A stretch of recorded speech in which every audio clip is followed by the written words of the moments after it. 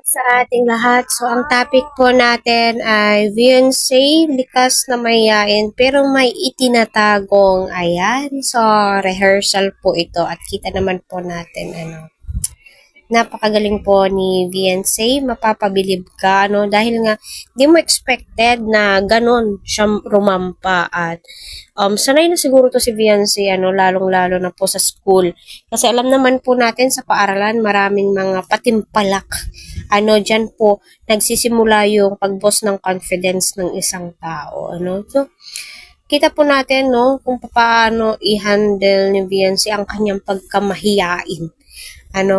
So, mapapasana all ka na lamang po talaga, At napakarami ang nagmamahal kay Beyonce at nagsasabi din po na sana madiscover siya at sana maisali si Beyonce sa ELM modeling para mahasa ng mabuti, Kasi may pwedeng-pwede si Beyonce, So, ayun, panoorin muna natin.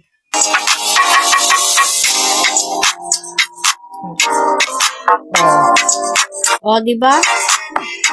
Ayan. Kita po natin, grabe.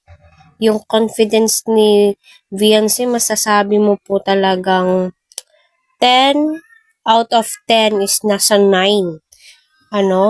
Kita po natin, o sabihin po natin 10, andoon na po, pasok na pasok. Maganda na, okay naman po yung height niya, pasok na pasok, at alam na alam niya kung ano yung mga gagawin po niyang mga steps,